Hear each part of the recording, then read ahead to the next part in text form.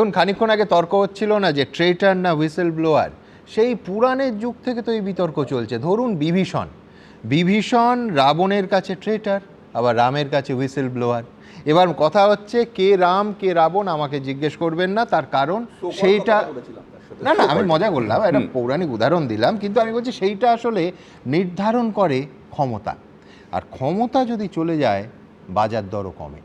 যে মমতা বন্দ্যোপাধ্যায়কে ইন্ডি জোটের বৈঠকে সোনিয়া গান্ধীর পাশের চেয়ারটাতে বসানো হতো, আর অভিষেক বন্দ্যোপাধ্যায় অনুপস্থিত থাকলে তার চেয়ার ফাঁকা রেখে ইন্ডি জোটে প্রতিবাদ জানানো হতো, সেই মমতা বন্দ্যোপাধ্যায় ৪ঠা মের পালাবদলের পর বারবার প্রকাশ্যে অবিজেপি দলগুলোকে, এমনকি লেফট আলট্রা লেফট সবাইকে আহ্বান জানাচ্ছেন, আর কংগ্রেস সিপিএম প্রকাশ্যে কটাক্ষ করে সেই প্রস্তাব ফিরিয়ে দিচ্ছে।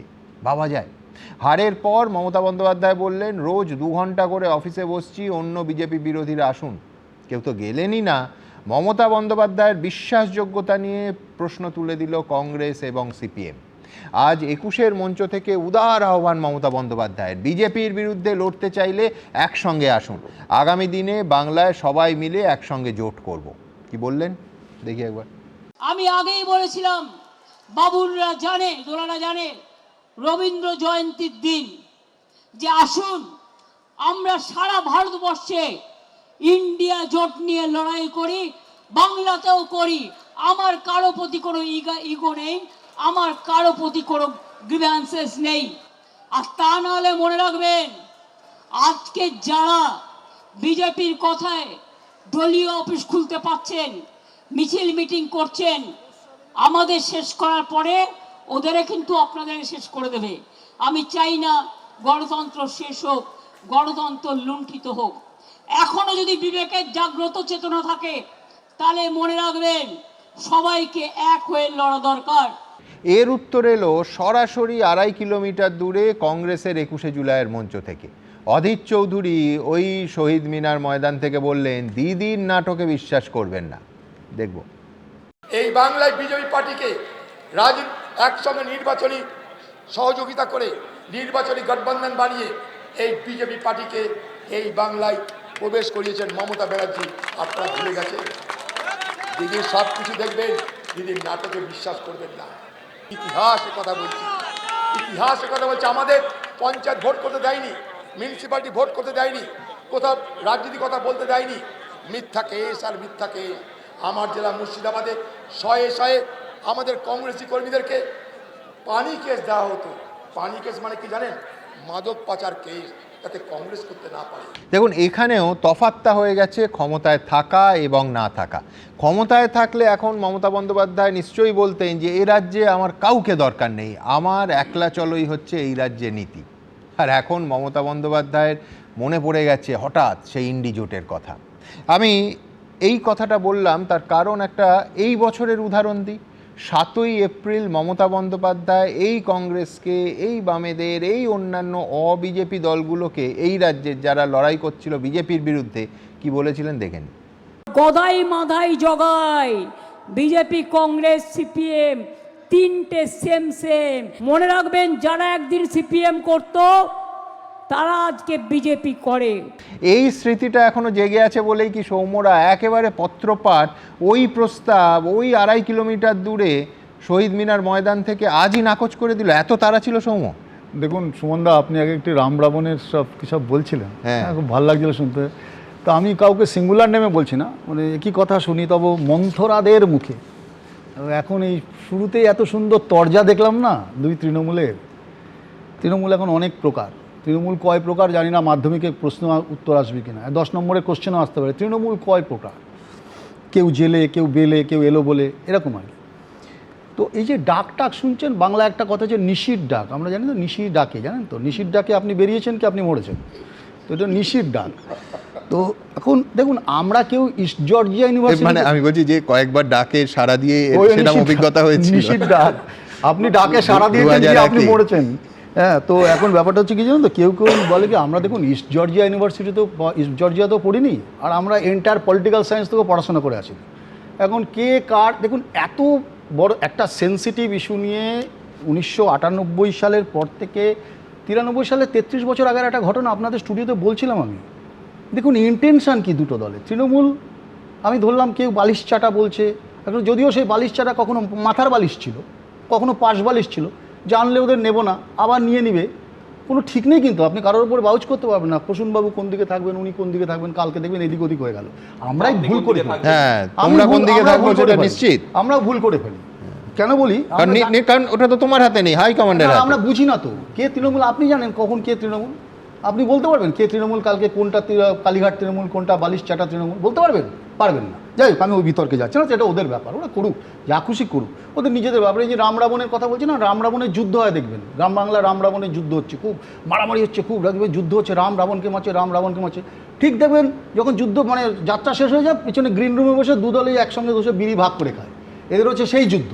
তো হোক, আমাদের তাতেও আপত্তি নেই। তো এই ভাগ করে ধূমপানটা যদি দিল্লিতে হয়, ধরো মমতা বন্দ্যোপাধ্যায় সোনিয়া গান্ধীর মধ্যে, তো তোমাদের তো সেটাই মানতে হবে আর মঞ্চের সামনে হাততালি দিতে হবে। নেতারা তো বলে যে নিষিদ্ধ ডাক, আপনি কেন বিশ্বাস করছেন না? শুনুন না, তো আমি শুধু একটা কথাই বলি যে একবারও শুনেছেন এই দুটো মঞ্চ থেকে আজকে একটা কথা হলো যে 2011 সালের মে মাসে যে কমিশনের সুশান্ত চ্যাটার্জি কমিশনটা হয়েছিল, সেই কমিশন আমার মে মাসে যতটুকু মনে পড়ছে তার ঠিক 3 বছর মানে 14 ডিসেম্বর মাসে কমিশনটা রিপোর্ট হলো, গতকাল সেটা টেবিল হলো।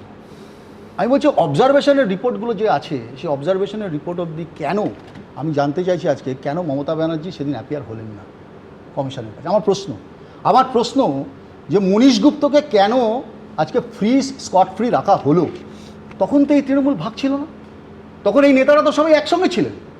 ইনফ্যাক্ট কালকেই তো জানতে পারলাম যে অন রেকর্ড পঙ্কজ ব্যানার্জি ওই রকম একটা প্রতিবাদ করেছেন, কেউ আমরা জানতাম না, তুমিও জানতে না। আমি বলছি তাহলে এই বিবেক যাদের আজকে সব জেগে উঠছে, সেই বিবেকবান নেতারা তো সব একসঙ্গে ছিলেন ভাই, কেন সেদিন প্রতিবাদ করেননি?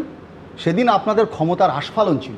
আজকে যে কমিশন বলছে যে রেকমেন্ডেশন ছিল, আমি শহীদদের দাম কখনো মাথার দাম কোনো ঠিক হয় না, শহীদদের মৃত্যুর কোনো দাম হয় না, তারা ক্ষতিগ্রস্ত আমরা হয়েছি, আমরা রক্তাক্ত হয়েছি সেদিন। আপনি 25 লক্ষ টাকা তাদের মৃত শহীদ পরিবারকে এবং তাদের আহত হাজার হাজার ছেলে তাদের 5 লক্ষ টাকা করে, কেন রেকমেন্ডেশন মানা হয়নি? আমি জানতে চাইছি কেন সুশান্ত চ্যাটার্জির কমিশন 13 বছর টেবিল হলো না বিধানসভায়? কি জন্য সুশান্ত চ্যাটার্জি কমিশনের এত বড় রিপোর্ট থাকা সত্ত্বেও মনীশ গুপ্তকে এমএলএ করতে হয়েছিল? আমার প্রশ্ন, তিনি হেরে যাওয়ার পরেও যাদবপুরে ইনফ্যাক্ট মাননীয় বিচারপতি দেখে যেতে পারলেন, তার 2 বছর হলো হেরে যাওয়ার পরেও, তিনি হেরে যাওয়ার পরেও কেন সেই লোকটাকে কি বাধ্যবাধকতা ছিল তাকে রাজ্যসভায় পাঠাতে হলো? কি ধামাচাপা দিতে চেয়েছিল মমতা বন্দ্যোপাধ্যায়ের নেতৃত্বে? তাহলে আমরা আজকে শহীদ তর্পণে যে আমরা 13 বছরে শহীদ পাইনি, আমরা যে মমতা বন্দ্যোপাধ্যায় 15 বছর সরকার, আমরা সেই শহীদদের যেমন তর্পণ করছি, আমরা তপন কান্দুকেও শ্রদ্ধা জানাচ্ছি, তপন কান্দুকে, পূর্ণিমা কান্দুদের কথা বলছি, আফরাজুলের কথা বলছি, তামান্নার কথা বলছি, আমরা ভুলে যাইনি সেদিনকার কথা।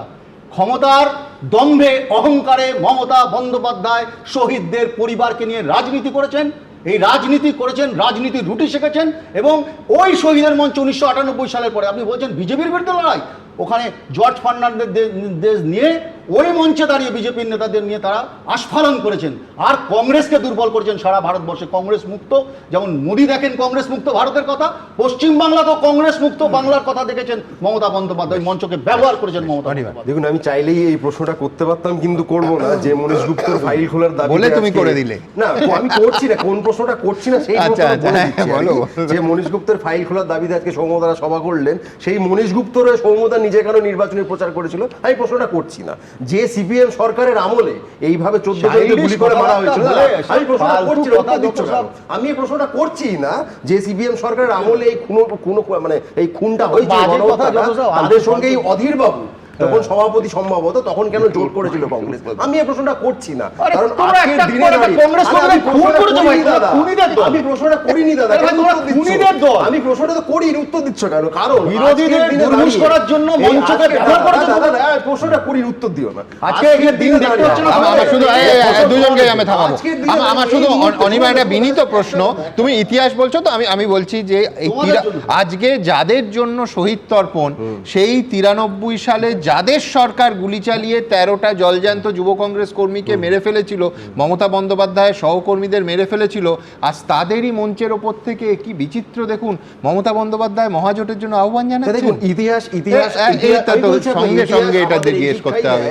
যখন ফ্যাসিস্ট শক্তির উত্থান ঘটে তখন তার বিরুদ্ধে হাজার মতবিরোধ সত্ত্বেও আপনাকে একটা জোট গড়তে হবে, এটা নেসেসারি নয়। না, কিন্তু ইস্যুটা হচ্ছে আমি 33 বছর ধরে এই ইস্যুটাকে বাঁচিয়ে রেখেছি, বাঁচিয়ে রেখে আমি সেই মঞ্চের ওপর থেকে যারা গুলি চালিয়েছিল, যাদের সরকার গুলি চালিয়েছিল, তাদেরই জোটে রাখছি। জোট হবে কি হবে না সেটা প্রসঙ্গই নয়, কিন্তু আজকে ফ্যাসিস্টরা যেভাবে দাঁত নখ বার করেছে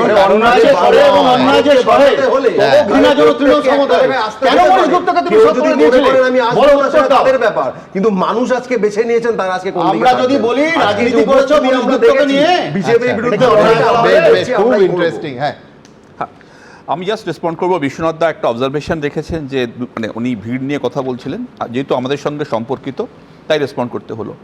কংগ্রেস চোখে পড়ার মতো বিশ্বনাথ দার বক্তব্য ছিল এবং আমাদের থেকে ওনাদের ভিড় বেশি হয়েছে। আমি ডেফিনেট বিশ্বনাথবাবু দুটো জায়গাতেই গিয়েছিলেন, আমি জানি দুটো জায়গাতেই হেড কাউন্ট করেছেন। হয়তো ওনার পরে দ্রুত লেখা বইটার নাম হবে how to count a crowd in political rally. আমরা আশা করব এত ভালো গুনেছেন দুটো জায়গাকে, এটা আমরা খুব ইমপ্রেসড যে এরকম যদি কাউন্টিং আমরা পেয়ে যেতাম প্রত্যেকটা থেকেই পাবো আশা করি। নাম্বার 2, কল্যাণ ব্যানার্জি আপনারা বলছিলেন খুব ভালো একজন, মানে উনি যেটা বলে কাজ করেছেন, উনি বললেন ডেফিনেটলি কাজ করেছেন, পুরস্কারও পেয়েছেন আজকে। কাজ এবং সাথে সাথে পুরস্কার মঞ্চের ওপরে কোনো ইনস্ট্যান্ট জাস্টিস হয় এখানে কোনো অসুবিধা নেই। আপনারা বেশ সেন দৃষ্টিতে নজর রাখছেন কল্যাণ বন্দ্যোপাধ্যায়। আরে না কি বলছেন আপনারা। আর দ্বিতীয় হচ্ছে যে কংগ্রেস বলছে, মঞ্চ থেকে বলেছেন সিনিয়র লিডার নাটকে বিশ্বাস করবেন না। আমরা বললে অনেকে গায়ে লাগছে, কংগ্রেস সরাসরি বলেছে নাটকে বিশ্বাস করবেন। আমার মনে আছে প্রাইম মিনিস্টার মোদি একবার পার্লামেন্টে বলেছিলেন অধীরবাবুর কথাই, যখনই অধীরবাবু কিছু ভালো বলতে যান তখনই কি কলকাতা থেকে ফোন চলে আসে। ফোন কলকাতা থেকে কার কাছে যায়? আপনি ব্যাপারটা ভালো বোঝেন, মানে বিজেপির টিউনিংটা ভালো ধরতে পারেন না। না বুঝতে ওই যেমন আমি প্রশ্নটা আপনি কিনা বলুন, যদি ভুল বলি বলুন, শোনার হ্যাবিটটা করুন। আপনি বড় অফিসার ছিলেন, আমি জানি। প্রশ্নটা কথাটা বলেছেন না, এই কথাটা শুনতে ভালো লাগলো। আপনি ইনফরমেশন রাখেন। আরেকটা ইনফরমেশন আপনাকে দিই, যে সূর্যপুরে মেয়েটা মারা গেল না, সেদিন যখন এই যে ঋতব্রতদের যে ক্যাম্পটা যারা গেল দেখতে, ওখানে গিয়ে জিজ্ঞাসা করছে আপনারা মুখ্যমন্ত্রী আমাকে পাঠিয়েছেন, মানে একটু টিউনিংটা ভালো বোঝেন না বিজেপির টিউনিংটা। মুখ্যমন্ত্রী পাঠিয়েছেন মানে মুখ্যমন্ত্রীর কথাতে আমরা এখানে সাংসদ বলেছেন, না মুখ্যমন্ত্রীর কথাতে এসেছি, এনসিপিআই এর সাংসদ বলেছেন সৌম্য, আপনি ভালো করে তার সঙ্গে কারা আমি আসবো বিশ্বনাথদার কাছে, কিন্তু এখনো বিমলদা আর রবীন্দ্রনাথদার কাছে যাওয়া হয়নি। আমি দ্রুত একবার দেখাবো যে আজকে মমতা বন্দ্যোপাধ্যায়ের প্রস্তাব এবং অফিসিয়ালি কংগ্রেস ঠিক কি উত্তরে বলল, দেখুন। আগামী দিন বাংলায় সবাই মিলে জোট আমরা করবার চেষ্টা করব, না করলেও ইন্ডিয়ান অ্যালায়েন্স আমরা একসাথে চলবো। ক্ষমতা চলে গেছে, সংখ্যাগরিষ্ঠ বিধায়ক সাংসদ হাতছাড়া, দলের ভেতরে বাইরে প্রতিদিন নিশানায়। এই সংকটকালে ফের ইন্ডি জোটের কথা মনে পড়েছে মমতা বন্দ্যোপাধ্যায়। বিধানসভা ভোটে ভরাডুবির পর দিল্লি উড়ে গিয়ে সোনিয়া গান্ধীর সঙ্গে দেখা করেছিলেন মমতা বন্দ্যোপাধ্যায়। কখনো অভিষেক বন্দ্যোপাধ্যায় বৈঠক করছেন রাহুল গান্ধীর সঙ্গে। এই পরিস্থিতিতে 21শে জুলাইয়ের মঞ্চ থেকে ফের বিজেপি বিরোধী সমস্ত দলকে একজোট হবার বার্তা দিলেন মমতা বন্দ্যোপাধ্যায়। আমি আগেই বলেছিলাম, বাবুলরা জানে, দোলারা জানে, রবীন্দ্র জয়ন্তীর দিন যে আসুন আমরা সারা ভারতবর্ষে ইন্ডিয়া জোট নিয়ে লড়াই করি, বাংলাতেও করি। আমার কারো প্রতি কোনো ইগো নেই, আমার কারো প্রতি কোনো গ্রিভ্যান্সেস নেই। এখনো যদি বিবেকের জাগ্রত চেতনা থাকে তাহলে মনে রাখবেন সবাইকে এক হয়ে লড়া দরকার। আগামী দিন বাংলায় সবাই মিলে জোট আমরা করবার চেষ্টা করব, না করলেও ইন্ডিয়ান অ্যালায়েন্স আমরা একসাথে চলবো। কিন্তু ভোটে ভরাডুবির আগেই মমতা বন্দ্যোপাধ্যায় প্রতি মুহূর্তে কংগ্রেসকে আক্রমণ করতেন, রাহুল গান্ধীকে কটাক্ষ করতেন, বিজেপির সঙ্গে এক সারিতে বসিয়ে সিপিএম কংগ্রেসকে ব্যঙ্গ করতেন। রাহুল গান্ধী হচ্ছে মোদির সবচেয়ে বড়, আর কিছু বললাম না, বুঝে নিন, সবচেয়ে বড় টিআরপি সবাই বলে। যদি এখন রাম বাম জগাই মাধাই গদাই মানে সিপিএম কংগ্রেস, আর দুর্ভাগ্যের বিষয় ওখানে ন্যাশনাল পার্টিতে ইন্ডিয়া, আর এখানে বিজেন্ডিয়া। আজ হারার পর সেই মমতা বন্দ্যোপাধ্যায়ের সুরই পাল্টে গেছে, কিন্তু পুরনো কথা কি ভুলে গেছে কংগ্রেস সিপিএম? এই মমতা ব্যানার্জির হাত ধরে এই বাংলায় বিজেপির অনুপ্রবেশ হয়েছে। এই বাংলায় বিজেপি পার্টিকে একসঙ্গে নির্বাচনী সহযোগিতা করে নির্বাচনী গঠবন্ধন বানিয়ে এই বিজেপি পার্টিকে এই বাংলায় প্রবেশ করিয়েছেন মমতা ব্যানার্জি। আপনারা ভুলে গেছে। দিদি সব কিছু দেখবেন, দিদি নাটকে বিশ্বাস করবেন না। মানে উনি আজকের তারিখে উনি বিজেপিকে হারানোর জন্য বামপন্থীদেরকে পাশে চাইছেন। আবার একটা সময় যখন রাজ্যে বামফ্রন্ট সরকার ছিল তখন বামপন্থীদেরকে হারানোর জন্য বিজেপিকে পাশে চাইতেন। এই যে বরের ঘরের মাসি কোণের ঘরের পিসি, এই ধরনের ধান্দাবাজ রাজনীতিবিদদের জন্যই পশ্চিমবাংলার মানুষের আজকে এই দুর্দশা হয়েছে যে আজকে বিজেপি সরকারকে সহ্য করতে হচ্ছে। রাজ্য রাজনীতিতে অস্তিত্বের সংকটে পড়েই কি এখন জাতীয় রাজনীতিতে ভেসে থাকতে ইন্ডি জোটের কথা শোনা যাচ্ছে মমতা বন্দ্যোপাধ্যায়ের গলায়? আশাবুল হোসেন, সত্যজিৎ বৈদ্য ও মনোজ বন্দ্যোপাধ্যায়ের রিপোর্ট, এবিপি আনন্দ। দেখুন, সোজা কথা বলি, তৃণমূলকে 10,000টা ইস্যুতে আমি সমালোচনা করতে পারি।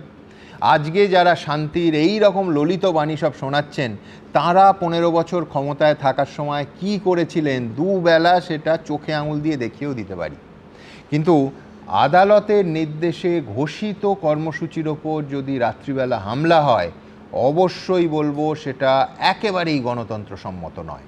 আজ কলকাতা হাইকোর্টের মাননীয় বিচারপতি সৌগত ভট্টাচার্য স্বয়ং বলছেন যে আদালতের নির্দেশ সত্ত্বেও একটা অশান্তি তো হয়েছে, পুলিশ থাকা সত্ত্বেও এই ঘটনা ঘটল কী করে। আদালতকে 31শে জুলাইয়ের মধ্যে রিপোর্ট জমা দিতে হবে রাজ্যকে। কিন্তু বিমলদার কাছে আমার প্রশ্ন থাকবে, এই ঘটনা তো আসলে তৃণমূল এবং মমতা বন্দ্যোপাধ্যায়দের বাড়তি অক্সিজেন জোগালো। সারা রাত নেতা নেত্রীরা থাকলেন ওই বিড়লা প্ল্যানেটোরিয়ামের সামনে, আরও হাইপ তুলতে সাহায্য হলো।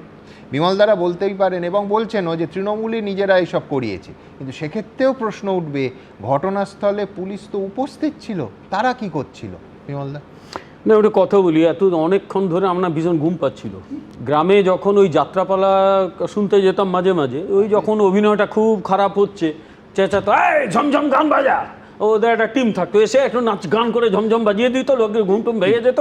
এই মাঝখানে বাকি সবাই অভিনয় করতে, বাকি সবাই ইয়ে করতো, তো একটু মাঝে মাঝে একটু ঝমঝম হতে আমার ঘুমটা ভেঙে যাচ্ছিল, নইলে আমার খুব ঘুম পাচ্ছিল। তার কারণ একটাই, সেটা হচ্ছে যে আজকের এই ইয়েতে আমরা প্যাসিভ অনলুকার ছাড়া আমাদের আর কি করার আছে? যা অভিনয় করে তো ওরাই করে দিচ্ছে। তো কেউ বলছে 33 বছর কাটলো, কেউ কথা রাখেনি। সুনীল গঙ্গোপাধ্যায়ের কবিতা শুধু আবৃত্তি হয়নি, নইলে বাকি সব বলেছে। আবার কেউ বলছে আমি ইন্ডিজোট আবার তৈরি করব, ইন্ডিজোটের পিন্ডি চটকে গেছে, তারপরেও তিনি ইন্ডিজোটের কথা বলছেন। ফলে এইরকম বহু নাটক দেখছিলাম, কিন্তু নাটকগুলো বড্ড দুর্বল একেবারে। এবার সত্যি কথাটা বলি, সেদিনের এই আন্দোলন, যে আন্দোলন 1993 সালে ঘটেছিল, আমার মনে আছে, আমি নিজের চোখে দেখেছি, এই দাবিটা করব না, কিন্তু আমি সেদিন হাওড়া জেলার একটি কলেজে অধ্যাপনা করার সূত্রে হাওড়া স্টেশন দিয়ে গিয়েছিলাম। তখন এত লোক বাসে টাসে আসতো না, ট্রেনে আসা নিয়েটা বেশি ছিল, এখন অনেক বেশি লোক রাস্তাঘাট ভালো বলে বাসে গাড়িতে চলে আসেন। হাওড়া স্টেশনে দেখছিলাম তৃণমূলের কর্মীরা জল দিচ্ছে, এ করছে, সব আসছে, বা তৃণমূল নয়, কংগ্রেসের যুব কংগ্রেসের কর্মীরা আসছে। একটা জিনিস ছিল, আবেগটা ছিল, ডেফিনেটলি আবেগটা ছিল। আবেগটা কি? একটা হাস্যকর দাবি ছিল যে এপিক কার্ডের দাবিতে রাইটার্স অভিযান, এপিক কার্ডের দাবিতে যদি তিনি নির্বাচন কমিশনের সদর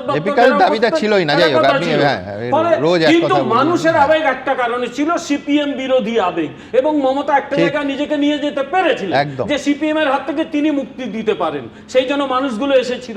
এবং সিপিএম সেদিন, সিপিএম সরকার হেনাস ক্রাইম করেছিল, কারণ এত লোককে পয়েন্ট ব্ল্যাঙ্ক রেঞ্জ থেকে গুলি করে মারা, এটা পৃথিবীর যে কোনো দেশ হলে অ্যারেস্ট হয়ে জেলে যেত। তখনকার জ্যোতি বসুর লোকটা নিজে জেলে ঢুকতো, কিন্তু বেঁচে গেছিল। আমাদের দেশে তো আবার এইসব সিস্টেম নেই। ফলে এই ব্যাপারগুলো সেদিন ঘটেছে, মানুষের আবেগটাকে তো অস্বীকার করা যায় না, কিন্তু সেই আবেগটার মর্যাদা মমতা বন্দ্যোপাধ্যায় রেখেছেন। 15 বছর শাসন চালিয়েছেন। মানুষ সিপিএম এর জমানা থেকে মুক্তি চেয়েছিল। আসলে মমতা বন্দ্যোপাধ্যায় মুক্তি দেওয়ার বদলে এক্সট্রা শৃঙ্খল চাপিয়েছেন, একটা অত্যন্ত কুশাসন উপহার দিয়েছেন, গোটা পশ্চিমবাংলাকে শেষ করে দিয়েছেন। গোটা পশ্চিমবাংলা এখন একেবারে যে জায়গা থেকে আমাদের উঠে দাঁড়াতে হচ্ছে, এটা কেউ কখনো করে না, এটা একটা হেনাস ক্রাইম। থার্ড যেটা, সেটা হচ্ছে যে মানুষের মধ্যে একটা অদ্ভুত প্রশাসন সম্পর্কে প্রশ্ন তুলে দিয়েছেন। মানুষ কিন্তু প্রশ্ন করতে শুরু করছে এই রাজ্যে প্রশাসন ছিল তো, সেখান থেকে আমাদের ঘুরে দাঁড়াতে হচ্ছে। ফলে এখন আজকে যেটা তুমি আমাকে প্রশ্নটা করলে, এই নাটকবাজি এখন করে লাভ নেই। এই মৃতদেহগুলোকে মেরে কেউ শ্মশানে যাবে না বা ফাঁসিতে চড়বে না। আর সবচেয়ে বড় কথা, ঠিক, কিন্তু এই ঘটনা পুলিশের উপস্থিতিতে কেন হবে? মমতা, আমি ধরে নিচ্ছি তৃণমূলই করিয়েছে, আপনাদের অভিযোগ। পুলিশ রিপোর্ট দেবে, হ্যাঁ, নাটকে মমতা বন্দ্যোপাধ্যায় 1 নম্বরে, কিন্তু সেই নাটক দীর্ঘদিন করলে মানুষ তো ধরে ফেলবে। ফলে এই নাটক, হাইকোর্টের অর্ডারে একটা জিনিস হচ্ছে, ওখানে পুলিশ দাঁড়িয়ে কি করছিল? আমাকে শেষ করে, নাটকে মমতা বন্দ্যোপাধ্যায় 1 নম্বরে। সেই নাটক কোনো না কোনো সময় মানুষ সিপিএম এর ওপর এত বিরক্ত ছিল, তার নাটক হয়তো তখন গ্রহণ করেছে। এবং এটাও ঠিক, সিপিএম এর বিরুদ্ধে তিনি যে লড়াই করেছিলেন, সে লড়াইকে তো আমরাও তো সেই রাস্তায় নেমেছিলাম, খুব সামান্য হলেও ও কাঠবিড়ালির মতো আমরাও তো মিছিলে হেঁটেছিলাম তখন, যে সিপিএমকে সরাতে হবে। হাজার হাজার লাখো লাখো লোক মিছিলে হেঁটেছিল। ক্ষমতায় এসে ঠিক উল্টোটা করলেন তিনি। এই যে বিশ্বনাথ বললো না ক্ষমা, আচ্ছা ক্ষমা চেয়ে লাভ কি হবে? ক্ষমা চাইলে কাঁকুড়গাছির বিশ্বজিৎ বেঁচে ফিরবে? তার ক্রিমিনাল যে দলের লোকগুলো, তাকে শুধু মারেনি, তার কুকুরগুলোকে পুড়িয়ে মেরেছিল অভিজিৎ, বিশ্বজিৎ না অভিজিৎ, সেই লোকটা ফিরে আসবে। অভিজিৎ সরকার একদম পূর্ব মেদিনীপুরের খেজুরি 60 বছরের মহিলাকে এই তৃণমূলের গুন্ডাগুলো গিয়ে রেপ করেছিল, এখানে বিচার না পেয়ে সুপ্রিম কোর্টে গিয়েছিল, তার সম্মানটা ফিরবে। তার পাশের গ্রামে 16 বছরের মেয়ে রেপ হয়েছিল, তার সম্মানটা ফিরবে। 2021-এর 2রা মের পর আমি সেই নির্বাচনে লড়েছিলাম, আমি জানি চোখের সামনে কি অত্যাচার হয়েছিল তৃণমূল কংগ্রেসের লোকগুলো বিজেপির কর্মীদের উপরে। এখনো আমার মাঝে মাঝে দুঃস্বপ্ন মনে হয়। পরের দিন থেকে আমি রাস্তাঘাটে হেঁটেছি। দমদম স্টেশনে রাত 12টায় একটি মেয়ে বাচ্চাকে নিয়ে লুকিয়েছিল, আমাকে ফোন করে বলছে স্যার আমাকে বাঁচান, মরে যাব। সেই রাতে গিয়ে সমস্ত জীবনের ঝুঁকি নিয়ে তাকে উদ্ধার করেছিলাম। আমার তো এখনো মনে আছে। এই রকম একটা ক্রিমিনাল দল, সে কি করলো না করলো, তার হয়ে কে কি বলো আমার কিছু যায় আসে না। আমি শেষ করি, একটা লাইন দিয়ে শেষ করব। এখন মমতা বন্দ্যোপাধ্যায়ের বাঁচার একটাই রাস্তা, উনি জানেন উনি জীবনে ফিরবেন না। সিপিএম এর মতো অর্গানাইজড পার্টি ব্রিগেড অনেকটাই ভরিয়ে দেয়, তারপরেও সেই দলটা একটা আসন পায় না বা একটা আসন পায়। তৃণমূল তো সেদিনের একটা ছোট দল, কেউ নেই, কিচ্ছু ফিরতে হবে না, আমাদের কারো আক্রমণ করার দরকার নেই, নিজেই গেছে। যে তৃণমূলকে নিয়ে নাকি কোনো চিন্তা করারই দরকার নেই, সেই তৃণমূল কংগ্রেস সবার প্রথম 21শে জুলাইয়ের জন্য পারমিশন চেয়ে অ্যাডমিনিস্ট্রেশনকে জানিয়েছিল, তাদেরকে ডিনাই করা হলো। সেটা হলো 21শে জুলাইয়ের মাত্র 5 থেকে 6 দিন আগে ডিনাইটা করলো, এতদিন পর ঝুলিয়ে রেখে। 1, 2, সেই তৃণমূল যে নাকি মৃতদেহ, তাকে আটকাতে গোটা পুলিশ প্রশাসনকে ব্যবহার করে সব রকম প্রচেষ্টা চলেছে। গতকাল রাতের বেলা যখন এই বাইক বাহিনী নিয়ে বিজেপির গুন্ডারা আক্রমণ করছে, পুলিশ সেখান থেকে হালকা করে সরে গেছে। সেই সময়টা তারা ছিল, কিন্তু আক্রমণটা যখন করে, একটু শুধু শুনিয়ে রাখতে চাই, আমরাও কিন্তু আইন মেনে, একদম আইন মেনে তাদেরকে জবাবটা দিয়েছি। আমি তিনটে একটা হলো যে প্রসূনবাবু যেটা বললেন, আমি প্রকাশ্যে বলছি, যে কোনো রিপোর্টার থেকে শুরু করে যে কোনো সোর্স থেকে আপনি কম্পেয়ার করেন, মমতা বন্দ্যোপাধ্যায় সবাই প্রচুর লোক হয়েছিল, আপনাদের সবার অনেক কম লোক হয়েছিল, 1000-এরও কম লোক হয়েছিল। 1066টা লোক হয়েছিল। দ্বিতীয় সেটা হলো বিমলদার সাথে আমি একমত যে কি পুলিশ করেছে না করেছে, কিন্তু যে ঘটনাটা ঘটছে বিমলদা, বিভিন্ন জেলার থেকেও কিন্তু বাধা পাচ্ছে। আমি মনে করি যে ক্ষমতার পরিবর্তন তাতে কিছু হবে না, হবে না, কিন্তু বিজেপি তৃণমূলীকরণ হচ্ছে না তো। কারণটা কি প্লিজ শোনো একটু।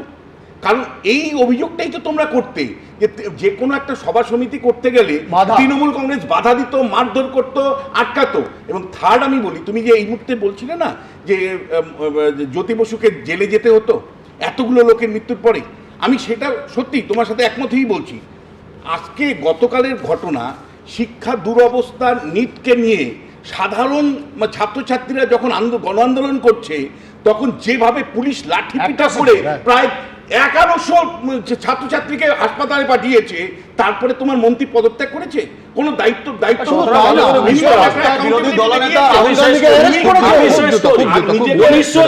1993-এর 21শে জুলাইয়ের সঙ্গে এগুলোর দয়া করে কোনো তুলনা এলো না। পুলিশ আবার আমি বলছি, পুলিশ মিনিমাম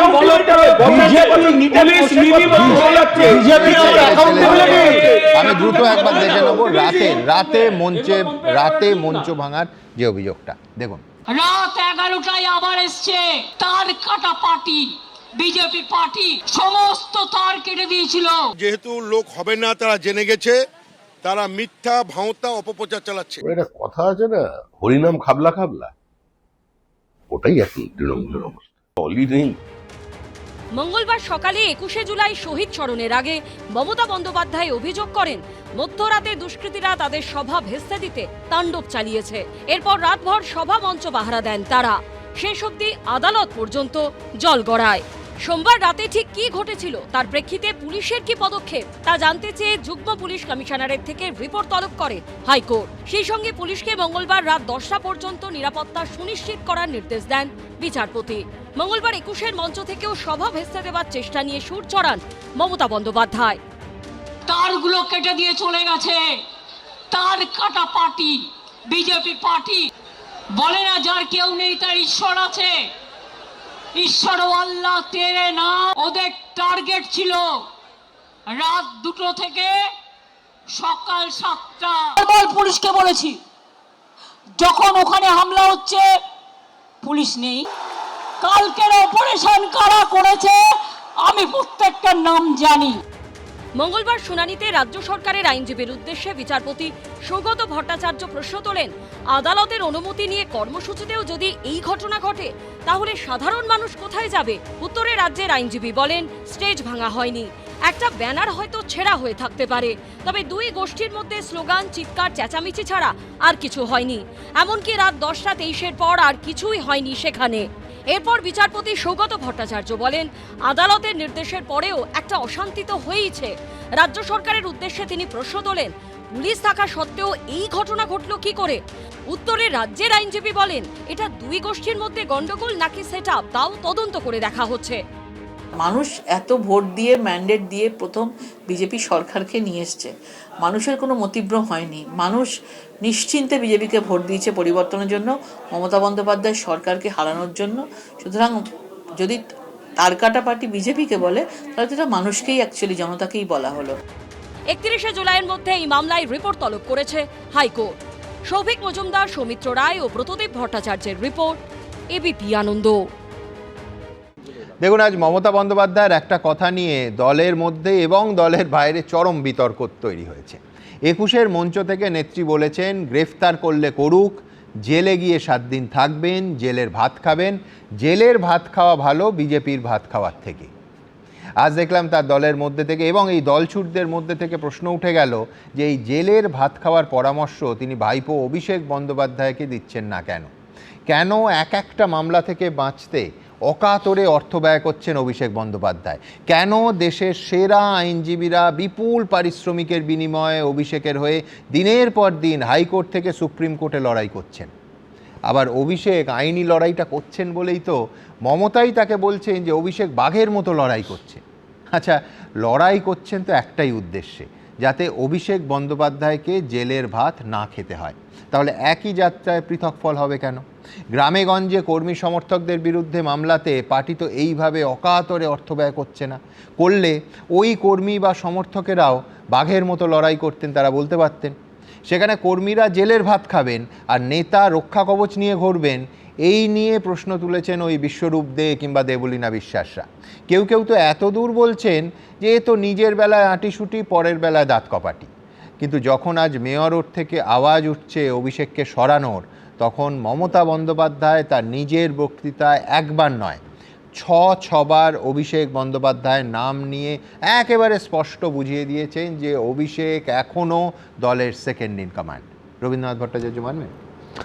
দেখুন, এই 3টে যে তৃণমূলের দল হয়েছে তাতে একটা অদ্ভুত পশ্চিমবঙ্গের রাজনীতির রঙ্গমঞ্চে ভুলভুলাইয়া তৈরি হয়েছে। মানে সাধারণ মানুষ, একটা দল অবশ্য নিজেদের তৃণমূল বলছে না, তারা এনসিপিআই, হ্যাঁ, সে দল আবার স্বীকৃতি পায়নি, স্পিকারের স্বীকৃতি পায়নি, কারণ তারা ইলেকশন কমিশনের স্বীকৃতি পায়নি। কি দলে আছেন তাও আমরা বুঝতে পারছি না। এখন এই পরিস্থিতি 21শে জুলাই দুটো বিষয় একদম পরিষ্কার করে দিল।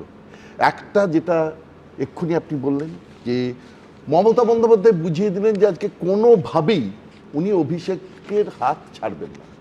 উনি অভিষেক বন্দ্যোপাধ্যায়কে শুধুমাত্র দুর্নীতির যার বিরুদ্ধে এত অভিযোগ, যিনি অভিষেক বন্দ্যোপাধ্যায় নিজেই বলছেন যে হাইকোর্টের কাছে তিনি জানতে চাইছেন কতগুলো মামলা তার বিরুদ্ধে, তার বিরুদ্ধে একটা তদন্ত কমিটি তো জেল দলের তরফ থেকে করা উচিত ছিল।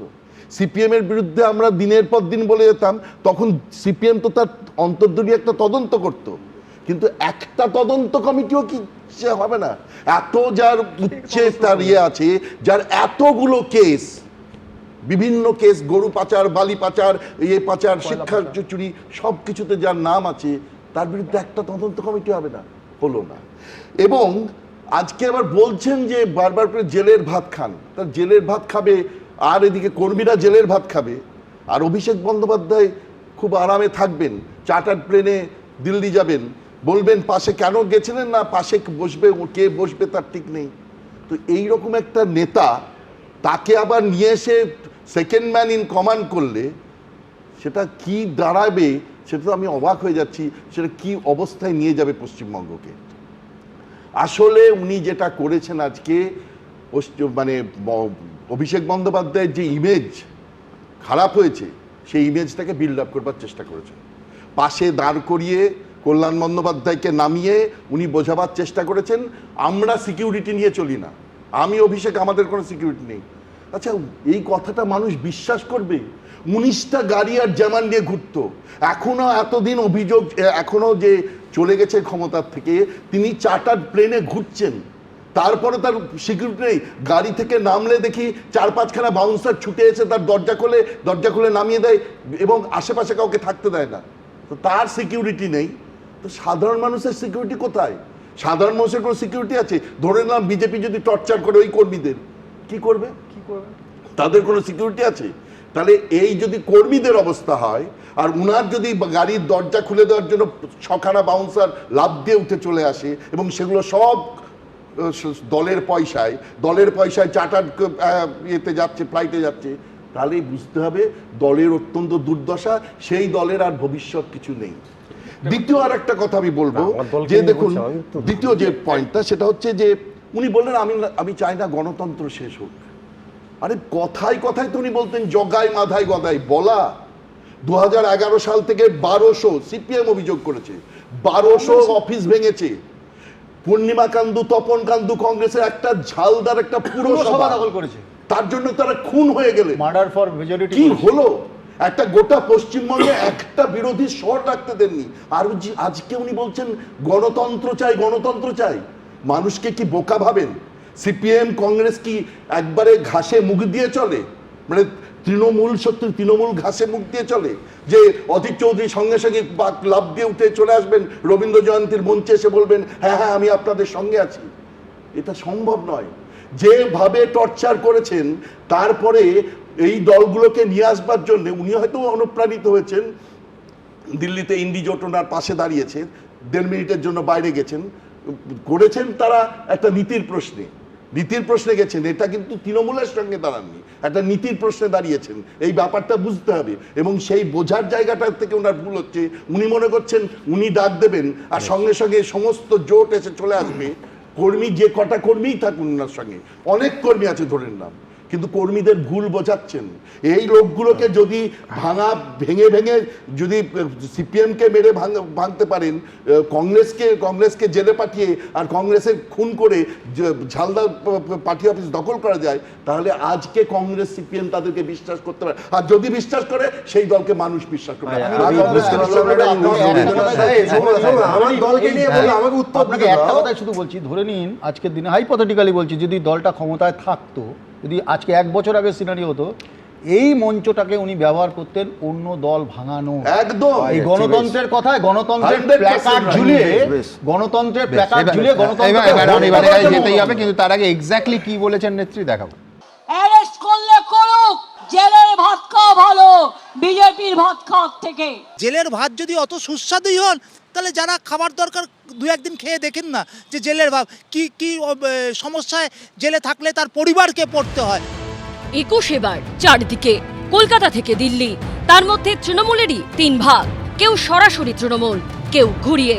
এরই মধ্যে 21শে জুলাইয়ের মঞ্চ থেকে দলের নেতা কর্মী সমর্থকদের নিদান দিলেন মমতা বন্দ্যোপাধ্যায়। তো আগামী দিন কি হবে?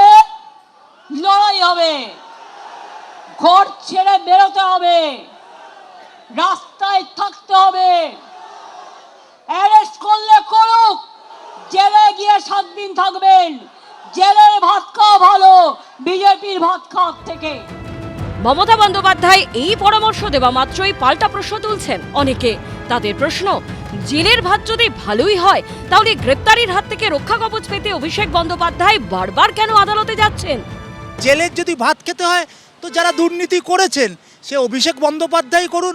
শুনেছি নাকি তার 400 তার মামলা রয়েছে, মামলা লড়ার দরকার নেই, জেলে গিয়ে বসে ভাত খান। জেলের ভাত যদি অত সুস্বাদুই হন তাহলে যারা খাবার দরকার 2-1 দিন খেয়ে দেখেন না যে জেলের ভাত কি কি সমস্যায় জেলে থাকলে তার পরিবারকে পড়তে হয়।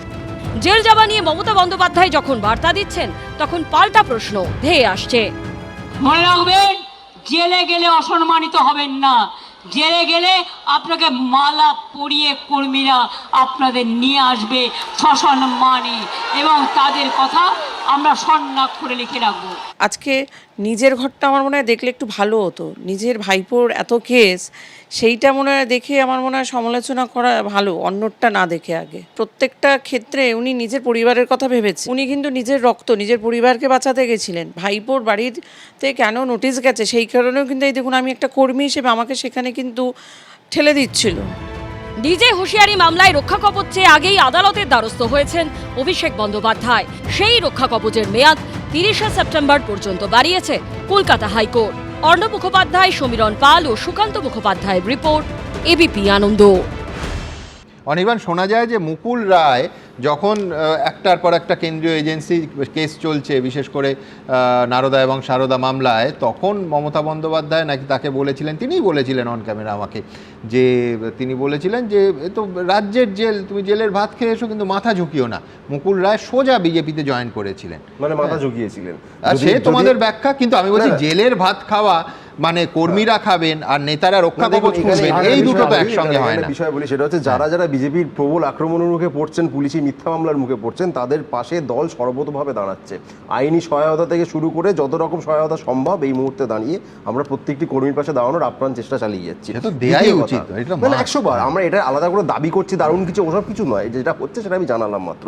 আজকে সভামঞ্চ থেকে অভিষেক বন্দ্যোপাধ্যায় আমাদের হেল্পলাইন নাম্বার তিনি ওখানে আরও একবার সবাইকে জানিয়ে দিয়েছেন। এবং দ্বিতীয় কথা, দেখুন এখানে অভিষেক বন্দ্যোপাধ্যায় কিনে হাজার সমালোচনা কারো থাকতে পারে, বিরোধী দলের থাকতে পারে, পদ্ধতির কথা আমায় তুলতে হবে, তোমার দল তুমি বলতেই পারো এরকমই আমরা ঠিক করেছি। হেল্পলাইন নাম্বার এবং সহায়তাটা এলো 1 মাস পর থেকে, মানে 4 মে থেকে 1 মাস কর্মীদের কিন্তু অভিযোগ, বারবার এ নিয়ে প্রতিবেদনও হয়েছে যে এই সহায়তা দল দিতে পারে না। ঠিক 1 মাস প্রথম প্রাথমিকভাবে নিশ্চিতভাবে যে আক্রমণ, ভয়ঙ্কর আক্রমণের মুখে আমাদের কর্মীরা পড়েছেন, নেতৃত্ব পড়েছেন, খোদ অভিষেক বন্দ্যোপাধ্যায়কে পড়তে হয়েছিল। সেখানে প্রাথমিকভাবে কিছু দুর্বলতা আমাদের ছিল, সেটা মেনে নিতে কোনো আমাদের দ্বিধা নেই, দুর্বলতা ছিল, কিন্তু তারপরে সেটা কাটিয়ে উঠে আমরা যতদূর সম্ভব কর্মীদের পাশে থাকছি। আমি রবীন্দ্রনাথ দার কথায় আসি, মমতা বন্দ্যোপাধ্যায় গণতন্ত্র চাওয়ার কথা বলেছেন, তা তো ওনার আপত্তিটা কি? আপনি গণতন্ত্র চান না? আপনি কি বিজেপি দল চান?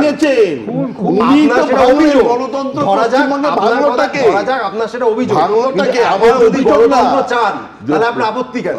আপনি কি বিজেপি দলকে মেরে দিল? আপনি কি বিজেপি দলকে চান? আপনি কি ছেলে মেয়েটাকে মেরে দিল? আপনি কি বিজেপি দলকে চান? না না, বিজেপি দল কেন গণতন্ত্র চান? কি আপনি গণতন্ত্র আরে আপনি গণতন্ত্র চান? যদি চান চাইছেন ভালো করেছে, আর যদি আপনি বিজেপিকে চান তাহলে বলুন বিজেপিকে চাই। স্পষ্ট করুন না। আরে তপন কান্দুকে মেরেছিল কে? তপন দত্তকে কে মেরেছিল? খারাপ মেরেছিল তপন দত্ত। বিজেপিকে চান? এখন বিজেপিকে রিয়াকশন তো আপনারাই, বিজেপি কি চাইছে? এবার বলি, এই যে উকিলের পেছনে কোটি কোটি টাকা খরচের গল্প উঠে আসছে, এই দলটা যখন সরকার চালাতো তখন উকিলের পেছনে কোটি কোটি টাকা খরচ করতো চোরেদের বাঁচাতে, যাতে সিবিআই এর তদন্ত না হয়, তার জন্য দৌড়তো সুপ্রিম কোর্টে। এবং সেই কত টাকা সেটা নিশ্চয়ই একটা পরবর্তীকালে বেরোবে যে কত টাকা উকিলের পেছনে আমরা দেখেছিলাম। সরকারি অনুদানের আমি খুব অল্প সময় বলেছিলাম 28 কোটি ছিল শুধু সরকারের, আমার আপনার করের টাকা। না না, আমি বলছি এটা খুব অল্প, সামান্য। হ্যাঁ, 15 বছর ধরলে এটা আমার ধারণা কয়েকশো কোটি হবে। দ্বিতীয় কথা হচ্ছে বলি জেলের ভাতের কথা উনি বলছেন, জেলের ভাত এখন মনে হচ্ছে বোধহয় আগে থেকে গেয়ে রাখছেন, কারণ জেলের ভাত ওদের তো খেতে হবে, যারা অন্যায় করেছে প্রত্যেককে সোজা ঢুকতে হবে, তখন আর কেউ বাঁচাতে পারবে না, কারণ আর বাঁচানোর জন্য সুপ্রিম কোর্টে তৃণমূলের টাকা আছে। আমি বলছি চার্টার্ড বিমানে মানে আমি বলছি টু অ্যান্ড ফ্রো এতে লাগে হচ্ছে 35 লক্ষ, মানে কলকাতা থেকে নয়াদিল্লি আসা যাওয়া 35 লক্ষ, শুধু তাই একবার একটা পিঠ, মানে দুটো নিয়ে 70 লোক। আমি বলি একটা সেদিন দেখলাম, সত্যি কিনা বলতে পারবো না, তখন খবর নেবে, ওখানে 300-400 জন সিকিউরিটি যেত, বঙ্গভবনে তারা খাওয়া দাওয়া করতো, যে বেচারি ওখানে খাবার সাপ্লাই করতো তার প্রায় 1 কোটি টাকা ছেড়ে দিয়েছে।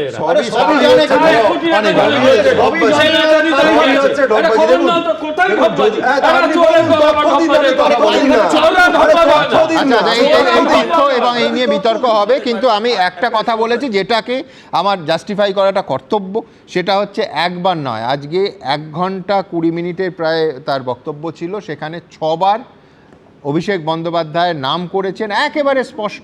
এই বার্তার কোনো দ্বিমত হতে পারে না, এটা নিয়ে কোনো বিতর্ক নেই, যে পরিষ্কার বার্তা দিয়েছেন অভিষেক বন্দ্যোপাধ্যায় তার জায়গাতেই আছেন, একেবারে সেকেন্ড ইন কমান্ড, এবং বহু ক্ষেত্রে নিজের নামের পরে প্রথম নামটাই উচ্চারণ করেছেন, এবং মেক নো মিস্টেক অত্যন্ত সচেতনভাবে উচ্চারণ করেছেন মমতা বন্দ্যোপাধ্যায়, বুঝিয়ে দিয়েছেন যে অভিষেক বন্দ্যোপাধ্যায়ের নেতৃত্ব নিয়ে প্রশ্ন করার কোনো জায়গাই নেই তৃণমূলে।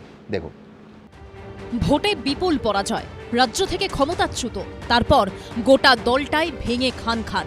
তৃণমূলের এই করুণ পরিণতির জন্য দলের পুরনো নেতা নেত্রীদের একটা বড় অংশের নিশানায় অভিষেক বন্দ্যোপাধ্যায়। আমি জেলে গেলাম কেন? জেলে গেলাম, কার জন্য গেলাম? অভিষেক ব্যানার্জি। দলের ভরাডুবির জন্য কেউ দায়ী না, একজনই দায়ী, তার নাম হচ্ছে অভিষেক বন্দ্যোপাধ্যায়। কিন্তু 21শে জুলাইয়ের মঞ্চ থেকে বারবার অভিষেক বন্দ্যোপাধ্যায়ের পাশে দাঁড়ালেন মমতা বন্দ্যোপাধ্যায়, বুঝিয়ে দিলেন তার দলে এখনো নাম্বার 2 অভিষেক বন্দ্যোপাধ্যায়। গতকাল সারা রাত আমি অভিষেক রাত 2টো পর্যন্ত কল্যাণ মহুয়াও ছিল, ডেরেক, উপাসনা, প্রিয়াঙ্কা থেকে শুরু করে হোল নাইট লড়াই করে গেছে। রাত্রির 11টায়, রাত্রির 12টায়, রাত্রির 1টায়, রাত্রির 2টোয়, রাত্রির 3টে উলুম্পেন বাহিনী ঘুরে বেড়িয়েছে বাইক নিয়ে, আর তার কাটা দল সাউন্ডের তার কাটতে কাটতে গেছে। আমি অভিষেক, কুণাল, আমরা সবাই সারা রাত ছিলাম। তার নামের সঙ্গে জুড়ে দিলেন অভিষেক বন্দ্যোপাধ্যায়কে। আমার কিন্তু কোনো সিকিউরিটি নেই, আমি একা, আপনার আমার সিকিউরিটি, অভিষেকের কোনো সিকিউরিটি নেই, আমরা কিন্তু একা। আজকে আপনারা কেসকে ভয় পাচ্ছেন, তাহলে অভিষেকের বিরুদ্ধে কত কেস হয়েছে? 400 কেস। ওরা তো ভয় পাচ্ছে না, কারণ ওরা জানে এটা অসম্মান করবার, এটা ভয় দেখানোর, কোনো কেসে এভিডেন্স দিতে পারবে না। এমনকি বিপদে পড়লে অভিষেক বন্দ্যোপাধ্যায়ের কাছ থেকে সাহায্য নেবার পরামর্শ দিলেন মমতা বন্দ্যোপাধ্যায়। অত্যাচারিত হন, তাহলে উপাসনাকে চেনেন, প্রিয়াঙ্কাকে চেনেন, পাপাইকে চেনেন, দোলাদিকে চেনেন, অভিষেককে চেনেন, আপনারা সঙ্গে সঙ্গে আমাদের ইনফরমেশন দেবেন। সভার শেষে বক্তব্য রাখার জন্য ফের একবার অভিষেক বন্দ্যোপাধ্যায়কেই ডেকে নিলেন মমতা বন্দ্যোপাধ্যায়।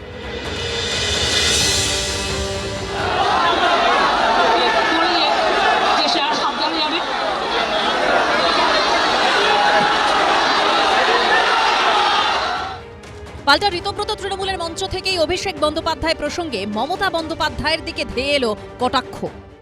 আজকের এই 3 টুকরোর জন্য কে দায়ী?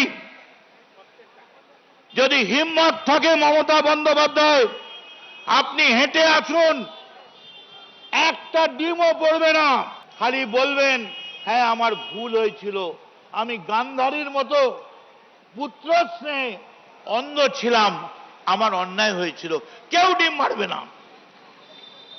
আপনি একবারও ভাবলেন না দলটার কথা? কেউ কাছে কেউ দূরে, আর তা নিয়েই লড়াই। ব্রতদীপ ভট্টাচার্য, বিজেন্দ্র সিংহ ও রুমা পালের রিপোর্ট, এবিপি আনন্দ। এটাও তো শোনা যাচ্ছে প্রসন্ন আপনারা বিজেপির বি টিম, সেই কারণে অনির্বাণদের মঞ্চ ভাঙা হয়, আপনাদের মঞ্চ অক্ষত থাকে, আর সেই জন্যই নাকি লোক কম হয়েছে, সবাই ভাঙা মঞ্চ দেখতে বেশি গেছে। সুমন, আমি এখানে বলবো যে প্রথমে আমি এই যে একটা পলিটিক্যাল আউটফিটের মঞ্চ ভেঙে দেওয়া হয়েছে, মানে আমি মনে করি এটাই তীব্রভাবে নিন্দা করি। যত ছোট বা ইনসিগনিফিকেন্টই হোক, একটা পলিটিক্যাল আউটফিটের মঞ্চ না কারোর ভাঙা উচিত না, এটা বড় বেদনাদায়ক। আফটার অল তো একটা মঞ্চ যত ছোটই হোক, হয়তো ইনসিগনিফিকেন্ট হয়ে গেছে, পরের বার সূর্যমুখী ফুল থাকবে ওখানে, কিন্তু মঞ্চটা ভাঙাটা কিন্তু ঠিক হয়নি, ওটা আমরা তীব্রভাবে নিন্দা করছি। কোনটায় বেশি দোষ দিলেন, নিন্দাটায় নাকি ছোট ছোট ছোট হতে পারে যেটা আপনি ইন্টারপ্রেট করবেন? ছোট রাজনৈতিক দল। বিশ্বনাথ দা বারবারই এক সংখ্যার কথা বলেছেন, আমি ওনার সঙ্গে তর্কে যাব না, উনি যথেষ্ট পাগ্র। আমি একটা কথাই বলেছি যে আমরা ওরকম হেড কাউন্ট করি না, কিন্তু এটা হচ্ছে ক্যাপাসিটি ক্রাউড, এটা আমার বলা খুব পরিষ্কার কথা। আমি জেলের ভাত খাওয়া নিয়ে একটা কথা বারবার শুনছিলাম, জেলের ভাত খাওয়ার পরামর্শ দিচ্ছিলেন নেত্রী, কিন্তু মুশকিল হচ্ছে কেউ শুনছে না। এবার এই সুপরামর্শটা কেন শুনছে না কেউ বুঝতে পারছে না। এবং উনি যেটা বলছেন তাকে যদি আমরা দু লাইনে নিয়ে আসি, যে যারা চলে গেছে তারা জেলে যাবে না, আর যারা আছো তারা জেলে চলে যাও, এই একটা অদ্ভুত ন্যারেটিভ তৈরি করেছেন। যারা চলে গেল তো জেলে যাবে না, তোমরা আছো কেন? আজ থাকা মানে কারো দায়িত্বের মধ্যে পড়ে জেলে চলে যাও, অভিষেকটা বাইরে রাখো, বাকি জেলে চলে যাও, এটা উনি আজকে স্পষ্ট করে দিয়েছেন। সবটা মিলিয়ে আপনার রবীন্দ্রনাথের গান্ধারীর আবেদনের লাস্ট লাইনটা মনে পড়বে, যে শুধু রবে অন্ধ পিতা অন্ধ পুত্র তার, আর কালান্তক জম। দেখুন, আপনি ক্যাপাসিটি ক্রাউডের কথা বললেন, আমি উত্তরে যাব। ক্যাপাসিটি ক্রাউড আপনি বলতে পারতেন যে কোয়ালিটি ক্রাউড, ঠিক যেমন অনির্বাণ ও নিজেও মানবে, প্রথম দিন যখন পালাবদলের পর এসেছিল বলেছিল যে আমাদের লোক সংখ্যা কমে গেছে, হয়তো 10 ভাগ বা 100 ভাগের 1 ভাগ আছে, কিন্তু যারা আছে খাঁটি আছে। আপনি বলতেই পারেন না কোয়ালিটি ক্রাউড আমার কম হয়েছে কিন্তু খাঁটি। সুমন, একটু আগে অনির্বাণের কথা তোমরা পূরণ করেছো, ক্রাউডটা দেখালে, অন্তত আমি যতটা ক্রাউড দিয়ে গিয়েছিলাম, ও কিছু নোট নিচ্ছিল দেখেন, ওই ক্যামেরা লোক হবে কিনা সন্দেহ। আমাদের একটাই কথা, এই প্রসূনদারা যে সূর্যমুখী ফুলের কথা বলছেন, খুব ভালো হয় তো পদত্যাগ করুন না। যে তথাকথিত সূর্যমুখী ফুলের প্রতীক আপনারা জিতলেন, যে মমতা বন্দ্যোপাধ্যায়ের এন্ডোর্সমেন্ট নিয়ে জিতলেন, পদত্যাগ করুন না। আপনার এই অ্যাডভাইসটার জন্য ধন্যবাদ। পদত্যাগ করবেন, আপনারা পদত্যাগ জন্য ধন্যবাদ। মমতা বন্দ্যোপাধ্যায়ের মতন আপনার অ্যাডভাইসটাও এত খারাপ, অভিষেক বন্দ্যোপাধ্যায় এত খারাপ, পদত্যাগ করে দিন না, আবার ভোটে দাঁড়ান। হয়েছে কি অনির্বাণ, অসুবিধা আছে? মুশকিল হয়েছে মাথাটা নিজের চাচল এলাকায় গেছেন, ইমপারমিয়েবল হয়ে গেছে, চাচল এলাকায় গেছেন, সমস্যা হয়েছে, চাচল এলাকায় গেছেন, একবারও গেছেন। চাচল এলাকা তো আপনার বিধানসভায় মমতা বন্দ্যোপাধ্যায়। কিন্তু অনির্বাণ তুমি এই, আচ্ছা বেশ, আমি বলছি যে এই কথাটা, আচ্ছা বেশ বেশ বেশ বেশ বেশ বেশ প্লিজ, ব্যক্তিগত আক্রমণ অশিক্ষিত নয়, প্রমোটে আইপিএসও নয়, এটা আমি থামাতে বাধ্য হলাম। হ্যাঁ ব্যাস, এদিকে প্লিজ দেখুন,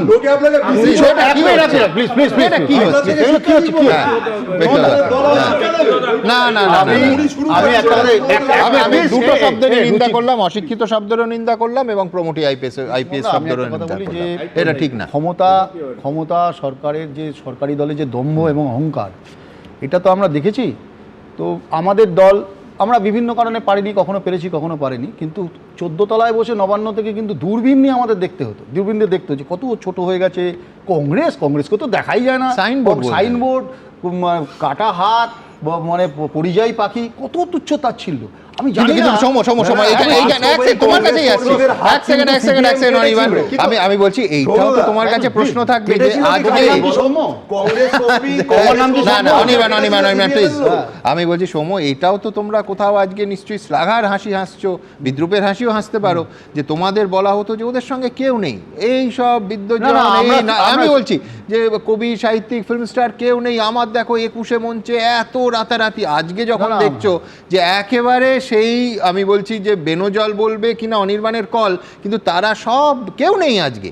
আজকে যে বিপুল আলাদা একটা মঞ্চ করতে হতো, আমি অন্তত 10-15 বছর কভার করেছি, অবশ্য ক্ষমতায় আসার আগের থেকে, কিন্তু সেখানে আলাদা ক্ষমতা আসার পর মমতা বন্দ্যোপাধ্যায়কে আলাদা মঞ্চ করতে হতো শুধু এই বিদ্যুৎজনদের জন্য, এই লেখক সাহিত্যিকদের জন্য। আজকে তো শূন্য, শুধু বেনজল না, আমি আরো অ্যাড করছি বদরক্ত। না আমি বদরক্ত বেরিয়ে গেছে, বড় ডাক্তার, এরা চলে গেলে বোঝে, আগে বোঝেনি। তো আমি শুধু একটা কথা বলছি যে দেখুন, এই যে এত তুচ্ছ তাচ্ছিল্য করেছে, এত অপমান করেছে, আজকে এই মঞ্চটাকে ব্যবহার করা হচ্ছে দল ভাঙানোর কাজে, শুধু দল ভাঙানোর কাজে। এরা তো শহীদের প্রতি সম্মান কম, দল ভাঙানো বেশি। আমি শুধু একটা কথাই বলতে চাই যে পোয়েটিক জাস্টিস নয়।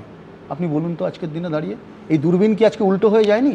যে দূরবীনটা দেখবেন উল্টো করে দেখলে ছোট দেখা যায়, দূরবীন কিন্তু এখন উল্টো হয়ে গেছে। এই মানুষ বুঝতে শিখেছে যে কোনটা আসলে। আর আপনি যেটা বলছেন প্রসূনদা দেখুন, কংগ্রেসের একটা সমাবেশ যেটা মোটামুটি মানে বড় হলো শুধু তাই নয়, তার পাল্টা সমাবেশের থেকে পশ্চিমবাংলার মানুষ বেঁচে গেছে।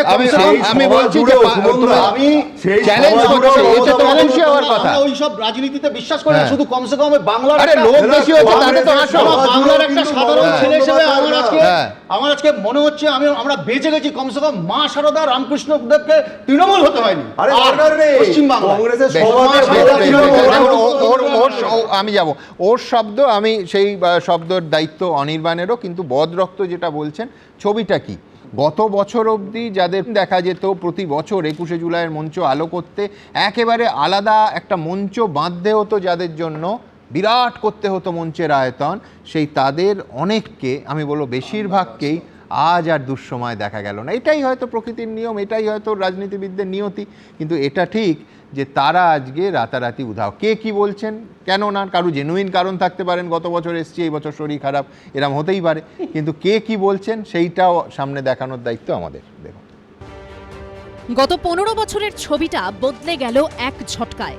ক্ষমতা হারাতেই মমতা বন্দ্যোপাধ্যায়ের 21শে জুলাইয়ের মঞ্চে নেই শিল্পী, সেলিব্রিটি, তারকা, অভিনেতা, অভিনেত্রী কেউই। 2011 সালে ব্রিগেডে এই 21শে জুলাইয়ের মঞ্চেই দেখা গেছিল অভিনেতা দেবের পাগলু ডান্স।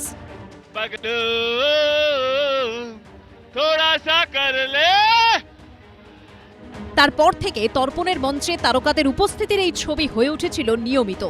কিন্তু তৃণমূল ক্ষমতা হারানোর পর প্রথম 21শে জুলাইতেই সেসব উধাও। ফি বছর এই মঞ্চে যাদের উপস্থিতি ছিল প্রায় রুটিন, তাদের এবার দেখা গেল না মঞ্চের ধারে কাছেও। যেমন সঙ্গীত শিল্পী নচিকেতা চক্রবর্তী। প্রতি বছর 21শে জুলাইয়ের মঞ্চে গান গাইতে দেখা যেত তাঁকে। স্বপ্ন স্বপ্ন স্বপ্ন স্বপ্ন দেখে। মমতা বন্দ্যোপাধ্যায় ক্ষমতা হারানোর পর এবার তিনি অনুপস্থিত কেন? বিগত দিনে এবং গতবারও 21শে জুলাইয়ের মমতা বন্দ্যোপাধ্যায়ের মঞ্চে প্রত্যেকবার আপনাকে দেখা যায় গান করেন। এবার কিন্তু আপনি অ্যাবসেন্ট, এটা কেন? আমি যদি বলি আমাকে বারণ করা হয়েছে। কে করেছেন? কেউ, মানে নয়, ওরকম ভয় দেখানো নয়, বলেছিল যে আমার শরীরের কারণেই আমাকে এই এত স্ট্রেসটা নিতে বারণ করেছে। না, ঠিকই করেছে। আমি কিছু শারীরিক ভাবে ওই অতটা ইয়েটা নিতে পারবো না। খুব অনুকূল তো ছিল না পরিবেশটা। ভোর 4টে অবধি তো এক ধরনের চলেছে আর ভাঙচুর চলেছে। তো সেখানেই সেই জন্যই আমাকে বলেছিল যে না আসলেই ভালো হয়। গত বছর অবধি 21শে জুলাইয়ের মঞ্চে দেখা যেত সাহিত্যিক আবুল বাশারকে, তিনিও এবার অনুপস্থিত। গত বছর পর্যন্ত 21শে জুলাইয়ের অনুষ্ঠানে মমতা বন্দ্যোপাধ্যায়ের পাশে আপনি ছিলেন, আজকের 21শে জুলাইয়ের অনুষ্ঠানে আপনি নেই কেন? ব্যাপারটা হচ্ছে যেভাবে অনুষ্ঠান হচ্ছে, কোনো আমন্ত্রণ করেনি, আমায় তো আমন্ত্রণ করতো তাই যেতাম, ঠিক আছে। এক, দ্বিতীয়ত হলো যে আমার তো শরীর নিজের ভালো নেই, এটাও একটা ঘটনা। লাঠি ধরে হাঁটতে হয়। নিমন্ত্রণ করলে এবার যেতেন? আমি যেটা অকপটে বলছি, আমি আর রাজনীতির অঙ্গনে যেতে চাইছি না। 21শে জুলাইয়ের মঞ্চে আরও যাদের প্রায় প্রতি বছর দেখা যেত, তাদের মধ্যে অন্যতম পরিচালক হরনাথ চক্রবর্তী। এবারের অনুপস্থিতি প্রসঙ্গে তিনি জানিয়েছেন তার শরীরটা খারাপ। শিল্পী শুভা প্রসন্নর তরফে কোনো প্রতিক্রিয়া আসেনি। অভিনেত্রী শ্রাবন্তী চট্টোপাধ্যায় এ নিয়ে মন্তব্য থেকে বিরত থেকেছেন। আরেক অভিনেত্রী সৌমিত্রিষা কুণ্ডু বিষয়টা জানার পরও মন্তব্য করেননি। তখন তৃণমূলের সুদিন ছিল, তাই মঞ্চ জুড়ে থাকতো সেলিব্রিটিরা। আজ দুর্দিন বলেই মঞ্চ থেকে দূরে তারা। কৃষ্ণেন্দু অধিকারীর রিপোর্ট, এবিপি আনন্দ। শুনুন, আমি বলছি যে দেখুন, মমতার পরাজয়ে কিন্তু এদেরকে বারণ করেছে যেতে। যেমন নচিকেতা বললো আমাকে কেউ নিষেধ করেছে, নিষেধ কিছুই করেননি। মমতা ক্ষমতার বৃত্তের বাইরে চলে গেছে, পরিষ্কার। এখন ক্ষমতার বৃত্তের বাইরে যার সাথে যে চলে গেছে তার সাথে আমি সম্পর্ক রাখবো কেন? আমার স্বার্থ তো আর নেই, পরিষ্কার। ক্ষমতার সাথে মমতা বন্দ্যোপাধ্যায় দেখিয়ে দিয়েছেন যে এটা মানে যেটা অরুণাভ ঘোষ এক লয়ার এক সময় বলতেন এটোকাটা কমিটির মধ্যে ঢুকিয়ে দিয়ে এদেরকে কেনা যায়। এই যে বিদ্যুৎজনদের কেনা যায়, বিদ্যুৎজনদেরকে ব্যবহার করা যায়, এবং আজকে সেই কারণেই তারা যখন দেখেছে যে আমার মানে ক্ষমতার ভিত্তিতে মমতা নেই, আমি কি পাবো, আমি বরঞ্চ শত্রু হয়ে যাব, বিপক্ষের শিবিরের শত্রু এরাই হব। 3 মাস আগে বলেছেন যে মমতা বন্দ্যোপাধ্যায় জন্মগ্রহণ করেছেন বলে পৃথিবী ধন্য হয়েছে। এই ছিল মানে স্তুতির লেভেল। আর মমতা বন্দ্যোপাধ্যায় না এই স্তুতিগুলো এত পছন্দ করতেন যে যত লেভেলে স্তুতি করবে মমতা তত তাকে কাছে আনতেন। ফলে এই যে রাজনৈতিক সংস্কৃতিটা মমতা বন্দ্যোপাধ্যায় তৈরি করেছেন, এর থেকে কিন্তু বিজেপি মুক্ত হবে কিনা আমার কিন্তু একটা ডাউট আছে। কারণ আমি ইতিমধ্যেই দেখতে পাচ্ছি শুভেন্দু অধিকারী না, খুব বোধাভাবে বললে তেল সব মেশিনই খায়। হ্যাঁ, তেল সব। দেখুন আমি বলছেন সেটা হচ্ছে দেখো, যারা সিনেমা করে নাটক করে তারা রাজনীতি করলে তো আপত্তি কিছু নেই। সৌমিত্র চট্টোপাধ্যায়ের রাজনৈতিক চেতনা ছিল, আর দক্ষিণে তো যারা নাটক সিনেমা করে তারা বেশি করে ক্ষমতায় আছে, সুতরাং তাতে আপত্তি কিছু নেই। তাকে রাজনীতিবিদ হতে হবে।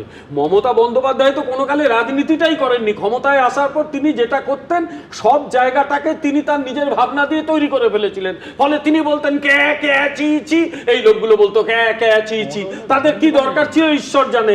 কেউ মমতা বন্দ্যোপাধ্যায় চেয়ার ঝেড়ে দিয়ে ঝাড়ুদার কবির উপাধি পেয়েছিলেন। ফলে এই ঘটনাগুলো ঘটেছিল। গোটা পৃথিবীতে নাগরিক সমাজ এই চেকস অ্যান্ড ব্যালেন্সটার জন্যই যে শাসককে আয়না ধরে, শাসককে প্রশ্ন করে, এটাই হচ্ছে নাগরিক সমাজের রোল। এ তো উল্টো হয়েছিল গত 15 বছর। মমতা করিয়েছিল এবং এরা খুব স্টুপিড হয়েছে, মমতা ব্যানার্জির হয়ে গান গেয়েছে। আর সবচেয়ে বড় কথা হচ্ছে যে ভারতীয় জনতা পার্টি কিন্তু যারা আমাদের দলেও তো 2 জন অভিনেত্রী তারা কিন্তু এবারে নির্বাচিত হয়েছেন, কিন্তু গত 5-7 বছর ধরে তারা দলটা তো করেছেন, মাঠে ময়দানে হেঁটেছেন।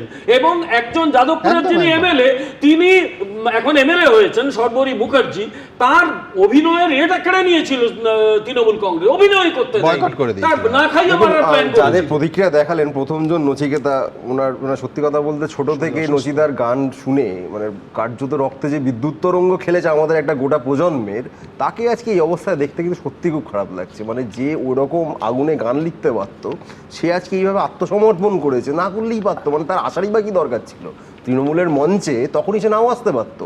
এখন তাকে যে মুখটা দেখাতে হচ্ছে, তিনি যখন তোমার দলের কাছে তোমার দলের ভালো বলেছেন, ওইখানে আত্মসমর্পণ করেছিলেন, তখন তোমার ভালো লেগেছিল। আমার দলকে ভালো বলা খারাপ বলাটা না, তিনি যেটাকে ঠিক মনে করেন যে কোনো সময়ে তার পক্ষে থাকার ক্ষমতাটুকু, সেই শিরদাঁড়াটুকু আমি তার কাছে আশা করেছিলাম। কারণ তিনি যে গানগুলো লিখতেন, সেই গানের মানে আর তার জীবনের অবস্থানের মানে দুটো কিন্তু আলাদা হয়ে গেছে। এইটা দেখে আমার বড় খারাপ লাগছে। হ্যাঁ, ক্ষমতার পাশে থাকতে থাকতে না এই লোকগুলোর মাথা খারাপ হয়ে গেছিল। নাহলে কোনো একজন সাহিত্যিক বলতে পারে 100 বছর পরে মমতা বন্দ্যোপাধ্যায়ের কবিতা ঘরে ঘরে পঠিত হবে। কোনো একজন কবি লিখতে পারে যে শিবলিঙ্গের মাথায় অশ্লীল কোনো জিনিস সেটা লাগিয়ে দেওয়া হবে। এই ধরনের কথা করেছেন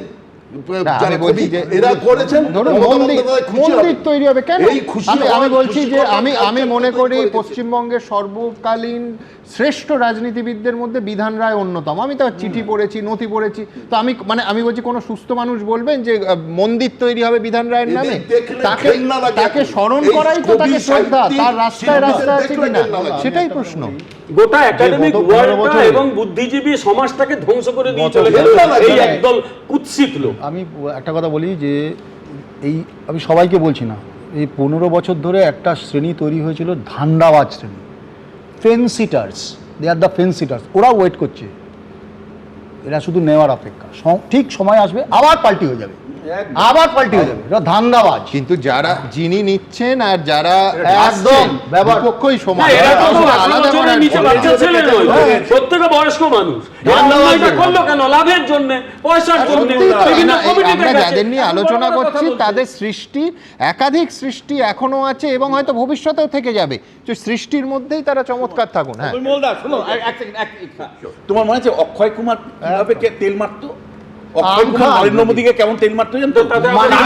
কারণটা কি বুঝতে হবে? ওর বাণিজ্যের জন্য, ওর বাণিজ্যের জন্য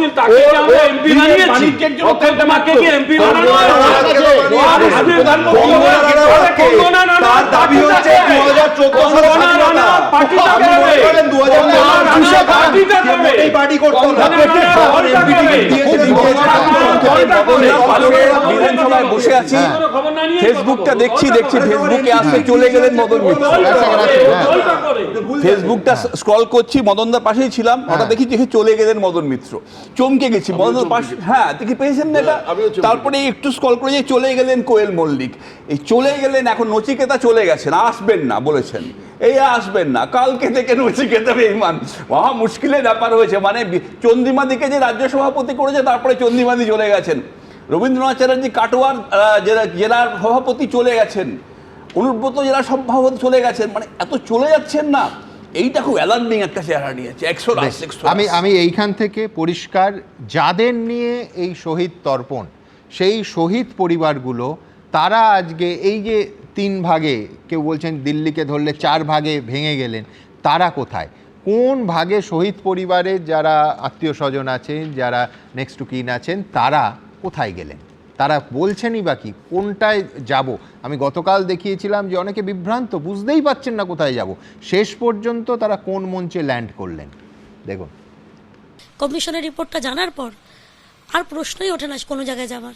15 বছর টাইম পেয়ে মমতা ব্যানার্জি যে 21শে জুলাইকে নিয়ে ছেলে খেলা করেছে। গুলি চলেছিল বাম আমলে, প্রাণ হারিয়েছিলেন 13 জন যুব কংগ্রেস কর্মী। ক্ষমতায় এসেই গোটা ঘটনার তদন্ত করতে কমিশন গঠন করেছিলেন মমতা বন্দ্যোপাধ্যায়, কিন্তু 15 বছরেও সেই রিপোর্ট প্রকাশ্যে আনেননি। ক্ষমতায় আসার 2.5 মাসের মধ্যেই সেই রিপোর্ট সামনে এনে 21শে জুলাইয়ের আগের বিকেলে আলোড়ন ফেলে দিয়েছেন মুখ্যমন্ত্রী শুভেন্দু অধিকারী। এই প্রেক্ষাপটে মঙ্গলবার শহীদ পরিবারগুলি পা বাড়ালো নানা পথে। কেউ গেলেন কালীঘাট তৃণমূলের মঞ্চে, কেউ ঋতব্রত তৃণমূল, কেউ কংগ্রেসের মঞ্চে, কেউ আবার কোথাও না গিয়ে দুয়ার এঁটে বসে রইলেন দিনভর। যেমন 21শে জুলাইয়ের কোনো মঞ্চেই গেল না শহীদ শ্রীকান্ত শর্মার পরিবার। আমরা এখন বিচার চাইছি। যে দায়ী ছিল তাকে এত বাহবা দেওয়া হয়েছে, তাকে আড়াল করা হয়েছে, তাকে বাঁচানোর জন্য আজকে পুরো কমিশনের ফাইলটাকে পুরো চেপে দেওয়া হয়েছিল, জনগণের সামনে আনা হয়নি, সেখানে যাওয়ার কোনো প্রশ্নই উঠছে না। ঋতব্রত তৃণমূলের মঞ্চে দেখা গেল শহীদ রঞ্জিত দাস, মোহাম্মদ খালেক, রতন মণ্ডল, দিলীপ দাসের পরিবারকে। এবছর মমতা বন্দ্যোপাধ্যায়ের সভায় না গিয়ে এই ঋতব্রত বন্দ্যোপাধ্যায়ের সভায় কেন? আমার ইচ্ছে এসছে, আমার ইচ্ছে এসছে, কোনো জোর করা হয়নি। কিছুই তো পরিবর্তন হচ্ছে, ওই জন্য আমরাও পরিবর্তন হলাম। মমতা বন্দ্যোপাধ্যায়ের মিটিং এ না গিয়ে এখানে এলেন কেন? এইটুকু শুধু বলুন। নিমন্ত্রণ করেছে যে আসতেই হবে।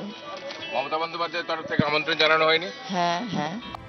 এদিকে মমতা বন্দ্যোপাধ্যায়ও তাঁর মঞ্চে উপস্থিত থাকার জন্য শহীদ পরিবারগুলিকে ধন্যবাদ জানান। শহীদ পরিবারকে আমার প্রণাম জানাই। 21শে জুলাইয়ের শহীদ পরিবার আমাদের সাথে এসছে। এত প্রলোভন, এত টাকা, এত লাঞ্ছনা, এত বঞ্চনা, এত কিছু থাকা সত্ত্বেও তারা কিন্তু আমাদের কাছে এসছেন। শহীদ কল্যাণ বন্দ্যোপাধ্যায়ের দাদা সামিল হন কংগ্রেসের শহীদ স্মরণে। কল্যাণ আমি বারণ করছিলাম, কল্যাণে বারণ যাবি না, আর আমি বললাম যাবি না, আমি যাবো মমতা মিটিং। মঙ্গলবার স্থানীয় তৃণমূল নেতা কর্মীরা বরানগরের শহীদ বিশ্বনাথ রায়ের বাড়ির সামনে বেদিতে মালা দিতে গেলে তাদের বাধা দেয় পরিবার। নোংরামিটা হয়েছে সেখানে কেউ প্রতিবাদ করনি, তখন সব অংশ নিয়েছিল। কোনো মঞ্চেই হাজির না হয়ে ক্ষোভ উগরে দেন মৃত বিশ্বনাথ রায়ের ছেলে। আমি এফআইআর করব, অল ইন্ডিয়া তৃণমূল কংগ্রেসের নামে করব, মমতা ব্যানার্জির নামে করব, অভিষেক ব্যানার্জির নামে করব এবং মনীষ গুপ্তর নামেও এফআইআর হবে। তৃণমূল নেতা কর্মীরা চলে যাওয়ার পরই শহীদ বেদি জল দিয়ে ধুয়ে ফেলেন শহীদ পরিবারের সদস্যরা। এবিপি আনন্দ। দেখুন, রাজধানীতে কিন্তু ঝড় উঠেছে। প্রশ্নপত্র ফাঁস নিয়ে কেন্দ্র সরকারের অবস্থান কি? বেকায়দায়। এই প্রশ্নটা নিছক রাজনীতির নয়, কিন্তু প্রশ্নটা লক্ষ লক্ষ সাধারণ পড়ুয়ার জীবনের সঙ্গে যুক্ত। 10 বছরে যদি কোনো দেশে 152টা প্রশ্ন ফাঁসের ঘটনা হয় এবং সেখানে 7 কোটি ছাত্রছাত্রীর ভবিষ্যতের প্রশ্নটা যুক্ত থাকে, তাহলে সেটা রাজনীতির প্রশ্ন থাকে না। মঙ্গলবার প্রধানমন্ত্রীর বাসভবনের অদূরে বিক্ষোভে বসেছিলেন রাহুল গান্ধী, প্রিয়াঙ্কা গান্ধীরা। দাবি একটাই, প্রশ্নপত্র ফাঁস বন্ধ করতে হবে। লক্ষ লক্ষ ছাত্রছাত্রীর জীবন নিয়ে এই ছিনিমিনি খেলা চলবে না। কেন্দ্রীয় শিক্ষামন্ত্রীকে পদত্যাগ করতে হবে। তাদের বোঝাতে রাহুল গান্ধীদের কাছে গেলেন কেন্দ্রীয় মন্ত্রী জিতেন্দ্র সিং, কিন্তু কাজের কাজ হয়নি।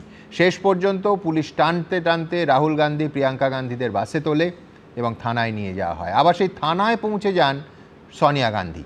বিজেপির সর্বভারতীয় সভাপতি বলেছেন রাহুল গান্ধী অরাজকতার প্রতীক। এর মধ্যে প্রধানমন্ত্রী বলেছেন একেবারে স্পষ্ট ভাষায় যে প্রশ্ন ফাঁস মহাপাপ, তার রোখা গোটা দেশের দায়িত্ব।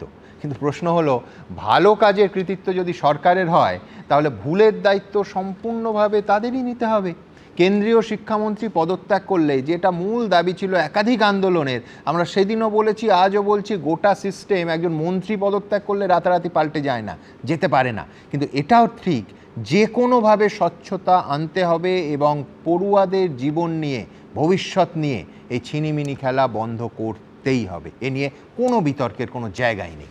দেখুন, ডাক্তারি সর্বভারতীয় প্রবেশিকা নিটে প্রশ্ন ফাঁসের অভিযোগ ঘিরে দিল্লিতে আন্দোলনের ঝাঁজ ক্রমশ বাড়ছে। সোমবার সংসদ অভিযান ঘিরে রণক্ষেত্রের চেহারা নিয়েছিল নয়াদিল্লি। মঙ্গলবার তার সরাসরি আঁচ পৌঁছল প্রধানমন্ত্রী নরেন্দ্র মোদীর বাসভবনের কাছে। আন্দোলনকারীদের পাশে দাঁড়াতে সেখানে পৌঁছে গেলেন রাহুল গান্ধী, প্রিয়াঙ্কা গান্ধী, অখিলেশ যাদবরা। ছিলেন কংগ্রেসের সর্বভারতীয় সভাপতি মল্লিকার্জুন খার্গে।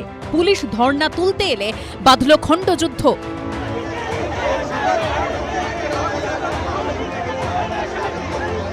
মাটিতে শুয়ে পড়েন রাহুল গান্ধী।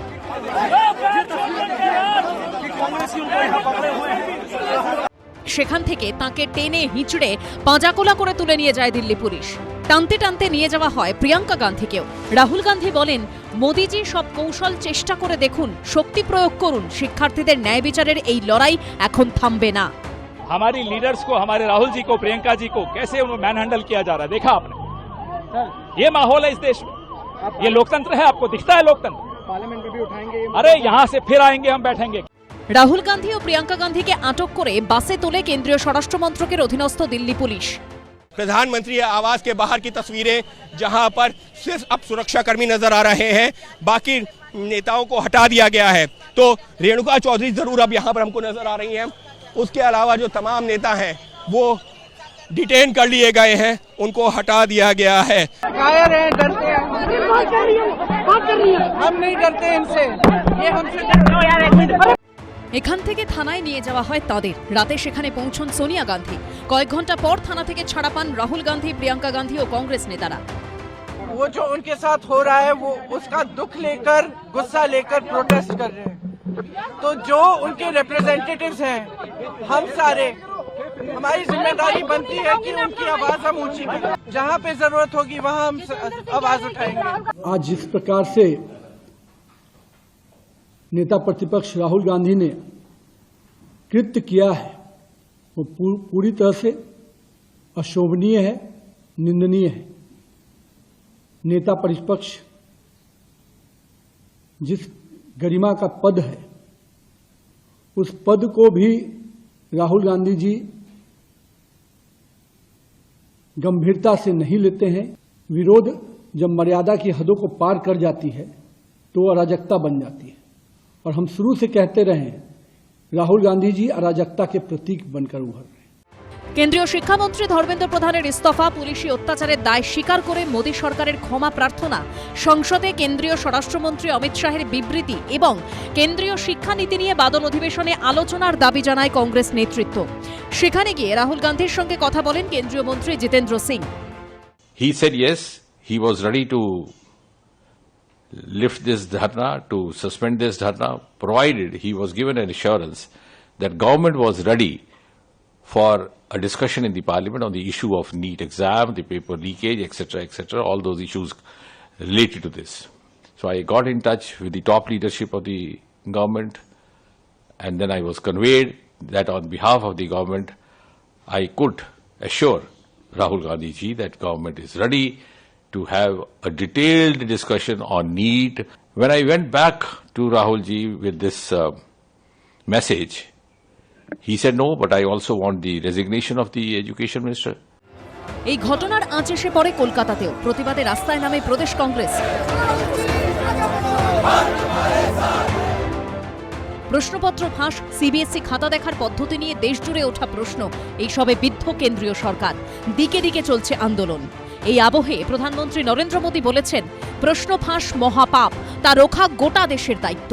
এবিপি আনন্দ। কংগ্রেসের রাজনৈতিক লাভ হচ্ছে, কিন্তু বাচ্চাগুলোর ভবিষ্যতে আলো জ্বলবে কি? আমরা আদৌ কিছু দাঁড়াবে? কংগ্রেসের লাভ টাভ কিছু না, কংগ্রেসের লাভ দেখতে যাবেন না। সারা ভারতবর্ষের চাকরি নেই বাকরি নেই, এই ছেলেগুলো, যুব সমাজ, এই ছেলেগুলোর ভবিষ্যৎ অন্ধকারে পাঠিয়ে দিয়েছে। 1100-1200 ছেলেকে যেভাবে মানে মারা হয়েছে, এবং আজকে সারা ভারতবর্ষ জুড়ে মানে ছেলেরা মানে সুইসাইড করতে বাধ্য হচ্ছে ছেলেমেয়েরা। কে দায়িত্ব নেবে? Who will be accountable for this? একটা সরকার অ্যাকাউন্টেবল নয়? সুইসাইড করতে বাধ্য হচ্ছে তা না, এই রাজ্যের বিজেপি বিধায়ক তিনি বলছেন মাধ্যমিকের প্রথম কত হয়, এ আর বড় কথা কি?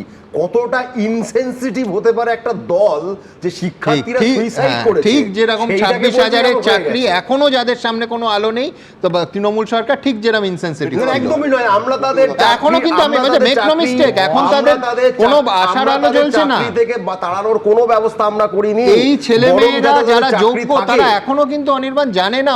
অনির্বাণ এবং বিমলদা দুজনকেই বলছি যে আগস্টের পরে তারা কোন স্কুলে যাবে, আদৌ মাইনে পাবে কিনা। সরকারে থাকাকালীন তাদের সম্পূর্ণ ব্যবস্থা সেখানে সর্বনাশ হয়েছে। সোজা কথা, বিজেপি সরকার কি করবে? মমতা বন্দ্যোপাধ্যায় চোরেদের বাঁচাতে হাইকোর্ট সুপ্রিম কোর্টে যাওয়ার ব্যাপারে এক্সপার্ট ছিলেন, কারণ তাদের সঙ্গে তিনি ভীষণ একটা আত্মিক সম্পর্ক বোধ করতেন। আমি শুধু একটা কথা বলি, মমতাকে নিয়ে আলোচনার সময় নষ্ট করে লাভ নেই। আমি বরং একটা রাহুল গান্ধীকে দুটো ঘটনা খালি মনে করিয়ে দিই, কারণ এই যে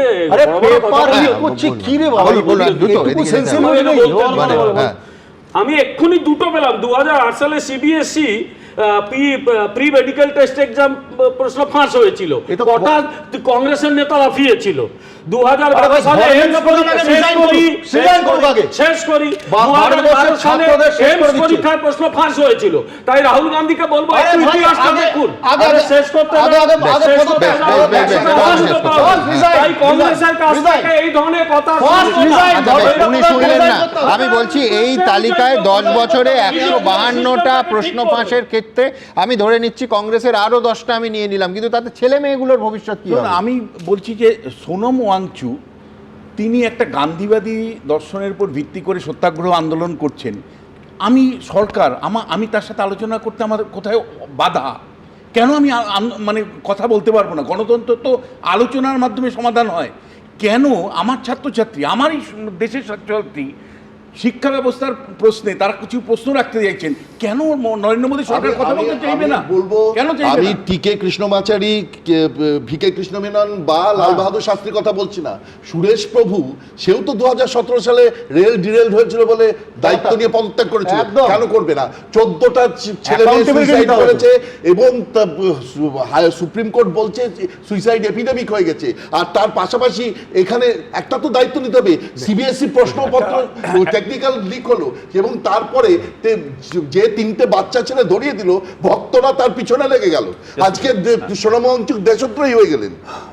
একটা যে ঘটনাটা ঘটেছে মারাত্মক, সেটা হচ্ছে প্রশ্ন ফাঁস এবং তারপরে আন্দোলনের উপরে পুলিশি হস্তক্ষেপটা একেবারেই বরদাস্ত করা যায় না। মানে প্রশ্ন ফাঁস, প্রশ্ন বাতিল, দ্বিতীয়বার পরীক্ষা, আনবিলিভেবল। সব ব্যাপারে পুলিশকে মানে ইউজ করা, এটা আমার মনে হচ্ছে এক্সেস হয়ে গেছে। তবে আমার মনে হয় যে কেউই পদত্যাগ করেন, মানে অনেক সময় পদত্যাগ হয় না।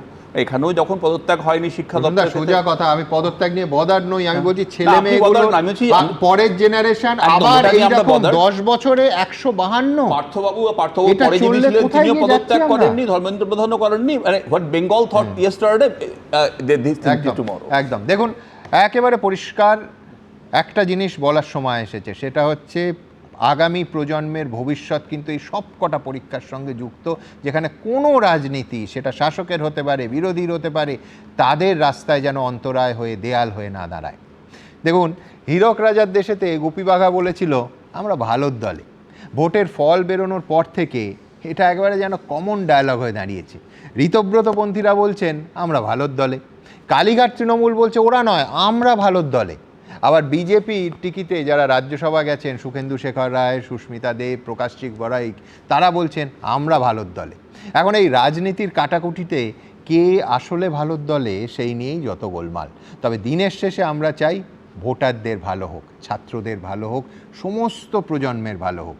রাজনীতির গোলক ধাঁধায় ফেরে আবার ভোটারদের কেস দেবেন না প্লিজ। দেখুন, কেস দেবেন না প্লিজ।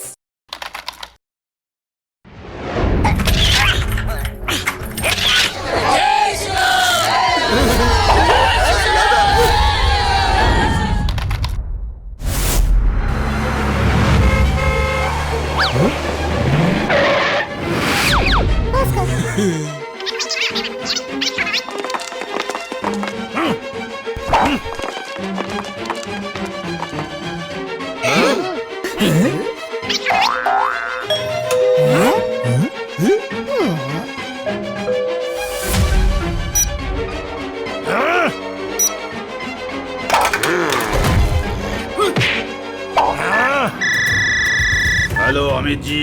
हेलो हेलो, हमें 2/3 चाहिए। Okay okay.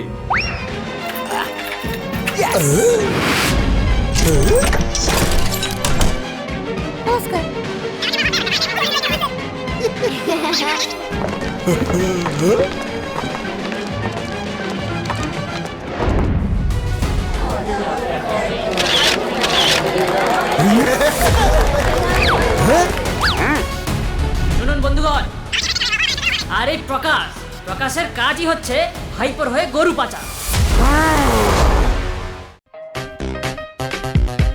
কেস দেবেন না প্লিজ।